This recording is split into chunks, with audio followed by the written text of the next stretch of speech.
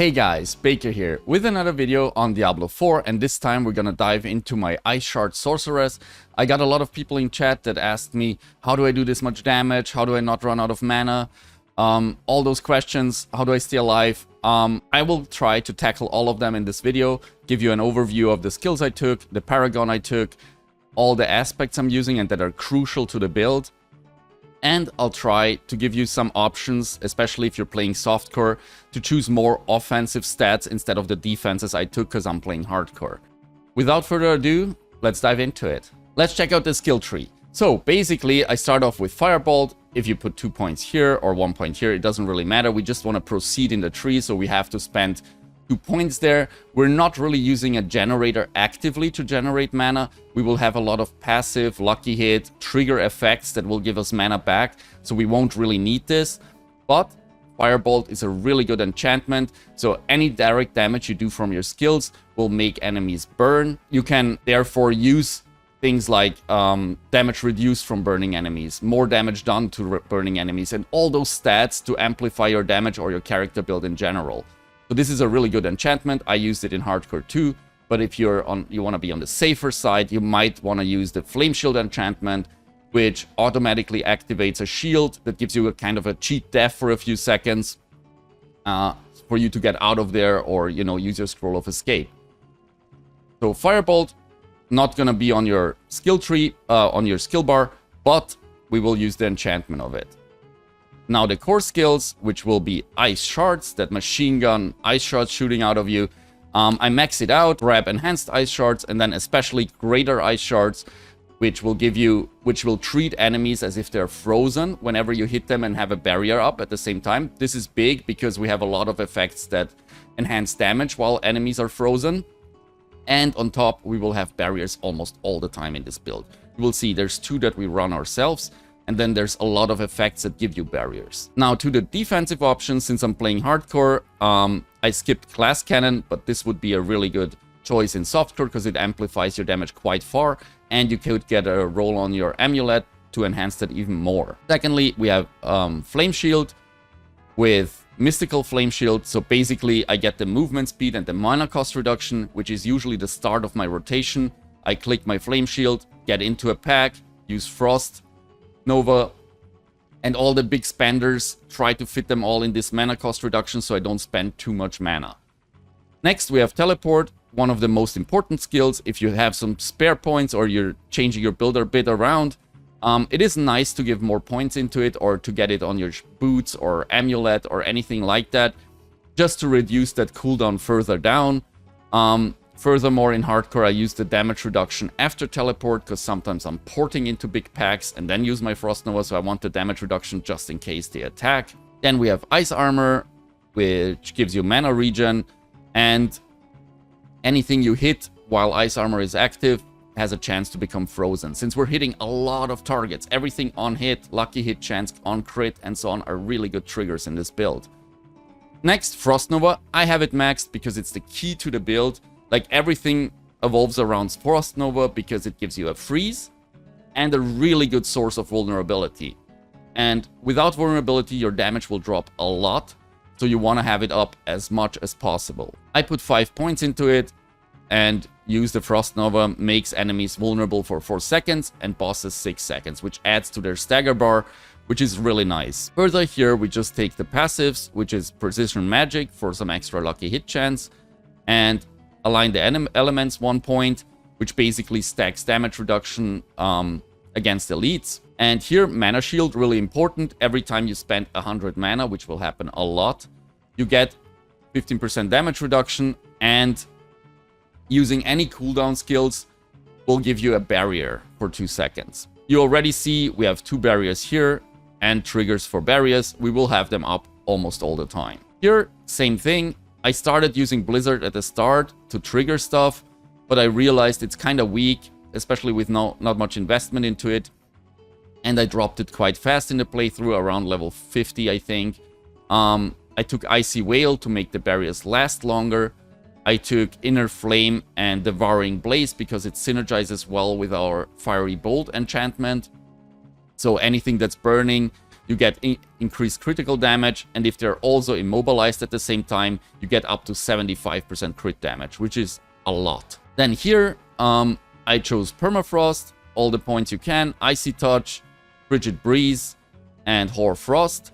I took 1 point out. It doesn't really matter. I wouldn't take it here, but it doesn't really matter where you take that 1 point out, because I needed it to spec 1 point into Elemental Attunement, because our critical strikes will have a chance to remove the cooldown on a defensive skill. And since we're shooting so fast and so much, since I'm stacking attack speed and so on, this node, just one in there, will help you max it out, and every 10 seconds, at least one of your cooldowns will reset. That's about the Permafrost wheel, right? And I use on top Deep Freeze, which is like an ultimate. Basically, gives you immunity. You get into like a freeze ice bubble, and everything around you will get frozen. What's nice about this is it halves your cooldowns in that time if you let it go through all the time, and you regen mana all the time during it. So it might help you, you know, calm down for a sec, get your cooldowns back, and then dive back into the fight. So I really like Deep Freeze. There's also the option to use Inferno to group monsters up, or if you have the chest that groups monsters up when you teleport, which is a unique sacred or ancestral unique at least, you might want to use Deep Freeze as well.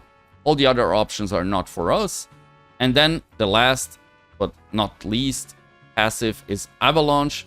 Lucky hits, your frost skills have up to 10% chance to make your next cast of Ice Shards, Frozen Orb, or Blizzard consume no mana and deal 40% increased damage. This chance is doubled against vulnerable enemies. That's really nice. And on top, you can get a Mastery passive on your skill that makes it 2 casts instead of 1. So this is by far the best passive we can take here. Some people play with Shatter or the little frost explosions, but trust me, Avalanche is what keeps your build not as mana hungry and dish out a lot of damage. Okay, let's move on to the gear and aspects. Keep in mind, I play hardcore, so a lot of those options might be different a bit if you play softcore, where you can choose more offensive options instead of defenses. I feel like my character was somewhat well-rounded. In softcore, I would have gone a bit more damage most likely, but I would have still kept a lot of the defenses. Just because dying all the time is just annoying, and there's a lot of things where you get punished for dying. Okay, so on my wand, I use the Ice Shard aspect, and then on top I try to get core skill damage, damage to close enemies, int, damage to frozen enemies, and so on, like all the damage that amplifies us. The slowed enemies applies to chilled, which we don't do that much, but it works here. I couldn't reroll it, sadly. This was the best wand I found so far, so I used this one. As the aspect, it's the Ice Shard aspect, and you put a green gem into it for some extra crit damage against vulnerable enemies. On the focus, I use critical strikes of core skills, increase your attack speed, which is huge. I've tried around a lot here in this slot, to be honest, and this is what I ended up with using in the end, because all the lucky hits, all the crits, everything keeps stacking up, and all the mechanics that trigger on lucky, on crit, and so on just happen more often, I felt. So getting 25% attack speed was huge for me. That's why I kept that on my focus. But you can change this to your liking, to be honest. Other than that, important stats on the focus to focus on is mana cost reduction and cooldown reduction. Cooldown reduction is most likely one of the strongest, probably the strongest stat in the whole game, but definitely for Sorc, and especially for this Sorc. So cooldown reduction is almost a must on the focus, and again, green gem in it. Then in the rings, on the rings it was really flexible. I liked having life because it gives a huge life pool, but everything like cold damage, crit damage, vuln damage, any type of damage that applies to our skill is fine. And most importantly, you want the cooldown restores mana. Every time you use a cooldown, we get it from the passive skill tree, but we also get it from the aspect. So that will keep you have more mana easily. Second, I use the Avalanche Key passive on it. On the second ring, same stats, kind of. Crowd control enemies, which is basically frozen, vulnerable, and so on. Close enemies and burning enemies because of our aspect. And then the Avalanche passive, and 2 skulls in it for extra armor, because armor scales way better than resistances in this game. Good. Moving on to the amulet, I have my very strongest aspect on here, which is you deal 35 is the max normally, but the amulet gives you 50% better stats if you put the aspect on your amulet. So I have 53% more damage to immobilize, stunned, or frozen enemies, which is huge. So I put that on the amulet. Everything else is, as you see, damage reduction, flat damage, and what I really like is the ranks to defensive skills, because it makes your barriers longer or take more damage, like absorb more damage, and it helps your Frost Nova cooldown, and your Flame Shield lasts longer. So I feel like the defensive skills is really nice to have here. It works for Teleport, Flame Shield, Ice Barrier, and Frost Nova. So that's a no-brainer to me. And again, armor socketed in as a gem. Moving on to the helmet, my worst piece. I don't like looking at this one, but it was the best I found so far, so I just used it. It had some life, total armor, and especially look at the max mana. It's almost max roll. That's probably the reason why I kept it so long. I would have loved to reroll the cold res, but this is what we ended up with. And I put a very defensive option in here. So becoming injured while your crowd control makes you unstoppable. Break out of the injure, which is really nice in hardcore, especially if you ever get frozen, stunned, or whatever, and something attacks you and drops you through the below the 35% health threshold. You'll become unstoppable and can move away, take potions, whatever, if you have nothing up to break the crowd control anyways. So this is also something you can completely disregard in softcore and get some extra damage while you have a barrier, or, you know, there's a lot of aspects that help this build that are not huge, but do add a lot of damage. Okay, so this is my helmet. I was playing around with the gems on the armor. I can't really decide if life is better or topaz is better, because topaz gives you damage reduction while you're control impaired. So I did a mix of it. You can go full life, full red, or you can go full topaz. I think both is totally viable. Good, moving on. Chest. Important, life roll, damage reduction as much as you can. Total armor is really nice. And I love this imprint. It's one of the strongest defensive mechanisms we have as a Sorc. So we gain 0.5% increased armor for 4 seconds when we deal any form of damage. So this is always up, and we usually stack it to 50 and then just continue blasting. And as long as you attack something within those 4 seconds, you will keep the stacks. This helps you almost reach the armor cap. So I would definitely suggest you use this aspect, even in softcore. Secondly, we have the gauntlets. This one is very important. I really love having attack speed and crit chance on it, because that's one of the only sources where you can get those stats, and you should get them. The crit chance against injured enemies is meh. You could probably replace it, but you definitely want the highest roll possible on the ice shards. So a +3 that once you upgrade it to level 5, especially if you're above the 725 item power breakpoint, will turn into a +4. As an aspect, I chose critical strikes chance against injured enemies while you're healthy. You gain 22%, increased crowd control duration while you're healthy. So basically the first thing is not that important, it's just some crit against injured enemies. But the second thing always applies, because we have barriers up and our life is all the time healthy, or most of the time healthy. So we gain increased crowd control duration on our Frost Nova and so on. So really powerful slot. Try to get something good here. Hands, damage reduction, damage reduction, damage reduction. And some life if you can. I liked this roll that I have. While injured, your potion also grants maximum life as barrier. There are some extra rolls or different rolls that give you like mana back once you use a potion, which are also totally fine.